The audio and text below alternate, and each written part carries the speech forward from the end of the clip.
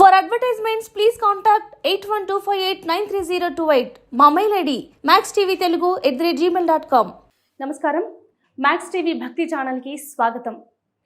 మనకు అనునిత్యం ధర్మ సందేహాలలో ఎన్నో సందేహాలు మనకు కలుగుతూ ఉంటాయి. మరి అటువంటి అనేకమైన అత్యంత విలువైన సందేహాలను మనకి ఇవాళ తెలియజేయడానికి స్టూడియోలో ఉన్నారు శివరుద్ర సాధువు గారు. మరి గురూజీని అడిగి మనకున్న సందేహాలేంటో ఇవాళ నివృత్తి చేసుకుందాం. నమస్కారం సాధువు గారు. నమస్కారం తల్లి. మీరు అన్నట్టుగా శివుడి గురించి ఎంత చెప్పుకున్నా కూడా నిజంగా టైం తెలియదు. కాకపోతే చాలా సందేహాలు అనేవి అలాగే ఉండిపోయాయి. గురూజీ, పరమశివుడు అర్ధనారీశ్వరుడు, తన భార్యకి తన శరీరంలో సగభాగం ఇచ్చారు కదా. అయితే గంగమ్మకి తలలో కూడా పెట్టుకున్నారు కదా, ఎందుకని? వస్తాను చూడమ్మా, మహాముఖంటి పరమాత్ముడు ఓ సందర్భం ఏం చేశాడంటే అమ్మ, కళ్ళు తెరుస్తూ తండ్రికి 3 కన్నులు ఉన్నాయి. పార్వతీమాత సంధ్యా సమయం అంటే ఈవినింగ్, ఇప్పుడు మనం మాట్లాడుకుంటున్న ఈ తరుణంలో తండ్రి ఏకాంతంగా కూర్చున్నాడని వచ్చి కళ్ళు మూస్తుంది వెనక నుంచి. ఇలా కళ్ళు మూసేస్తే తండ్రి అమ్మ యొక్క ప్రేమని ఏమీ అనలేక, ఎందుకంటే కన్నులు ఎప్పుడు తెరవద్దు, తండ్రి తెరవకూడదు అనమాట కన్నులు, ఆయన ధ్యాస. అసలు పార్వతీమాతని ఏదైనా అని కోపపడితే తల్లి ఆ ప్రేమ బాధపడుతుందని పార్వతి వదులు ఈ సమయం వలదు, నాకు కొన్ని పరీక్ష సమయాలు అని అంటే తల్లి ప్రేమతో అలాగే పట్టుకున్నప్పుడు తండ్రి ఏం చేస్తాడంటే, అమ్మ ఇలా పట్టుకున్నప్పుడు ఈ నొసలుపై కూడా చేతి వస్తుంది ఇలా, అంటే 3వ కంటికి కూడా అమ్మ చేతి పెడుతుంది. అప్పుడు తండ్రి, ఇప్పుడు పార్వతీమాతని నేను 2 కళ్ళు అయితే తెరవకూడదు, కింద ఉన్న ఈ కళ్ళు 3వ కన్నును తెరిస్తే సృష్టి లయకారకుడని ప్రమాదాలు ఉంటాయి కదా అని ఈ కన్ను అమ్మ ఇలా పట్టుకున్నప్పుడు పార్వతి అని ఒక్కసారి ఇలా కన్ను సైడ్కి అంటాడు. అంటే ఈ కన్ను తెరిచినట్టుగా అమ్మ కనిపిస్తుంది. అరే 3వ కన్ను ఏదో తెరుస్తున్నట్టు తండ్రి అంటే తండ్రి ఏం చేస్తాడంటే ఆ సమయంలో ఒక్కసారి గంగ వైపు చూస్తాడు, అంటే సముద్రం వైపు చూసినప్పుడు ఒక్కసారి ఎగిసి పడుతుంది ఆ సముద్రం. ఎగిసి పడ్డప్పుడు అందులో నుంచి జలేంద్రుడు పుడతాడమ్మ. ఈ తండ్రి యొక్క ఆ యొక్క చూపు అంత బలంగా పోతే ఆ యొక్క ధాటికి జలేంద్రుడు ఉద్భవిస్తాడు. తర్వాత నా తల్లి అప్పటికీ వదలదు. అలా వదలకపోయేసరికి తల్లి ఏం చేస్తుందంటే ఒక్కటిసారి మళ్ళీ ఇలా కన్ను ఇట్లా తండ్రి ఏం చేస్తాడు, మళ్ళీ ఇటు అటు చూసి ఒక్కసారి తల పైకి లేపుతాడు. తల పైకి లేపేసరికి ఆ యొక్క ఏకధాటి యొక్క వెలుగుతోని ఒకేసారి అంధకాసురుడు పుడతాడమ్మ. కళ్ళు ఉండవు అంధకాసురుడికి, ఎందుకంటే ఆయన పైకి చూస్తాడు. అప్పుడు అమ్మ కళ్ళు మూసేస్తుంది. అమ్మో ప్రమాదం జరిగేది అవసరం ఉందని విష్ణుదేవుడు వచ్చేసి వలదు మాత వలదు మా కంటిగా మీరు సృష్టి లయకారకుడు అని అన్నప్పుడు కళ్ళు అలా వేసి కూర్చుంటే అప్పుడు తల్లి క్షమించండి అని వెళ్ళిపోయిన ఆ తరుణం గంగా జలేంద్రుడు ఎగిసి వస్తుంటాడు. ఇట్లా అంటే భూకంపం పుట్టేశాడు కదా, ఎగురుకుంటూ వస్తుంటాడు.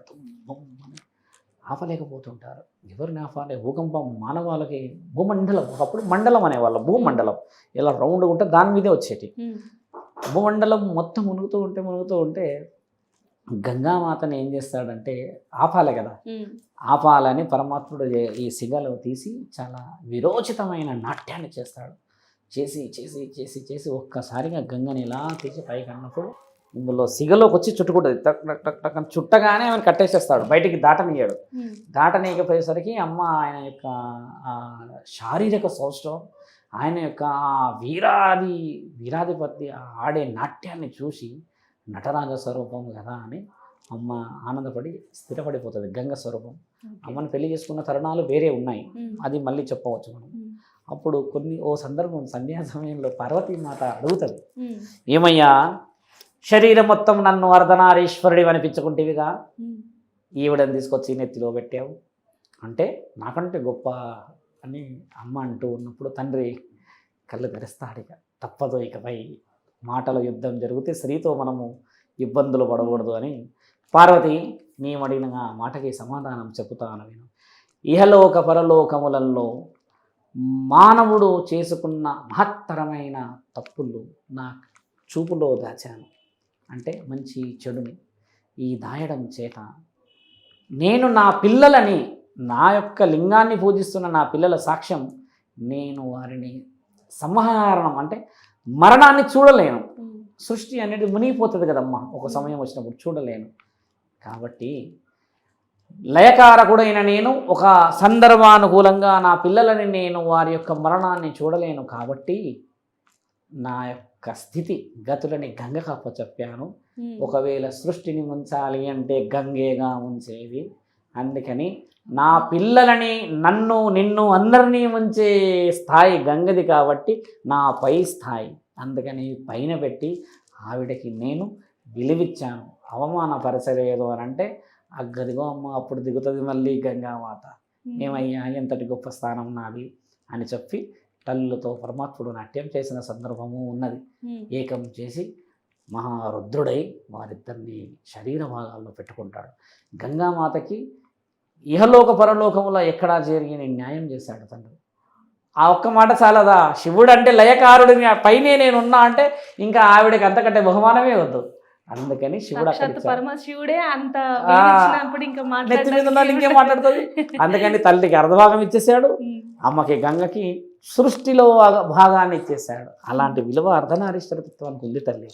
అదమ్మా నువ్వు అడిగిన అర్ధనారీశ్వరి తత్వానికి, స్త్రీ తత్వానికి విలువ పరమాత్ముడు ఇచ్చిన ఆజ్ఞకి బలమైన సూచిక.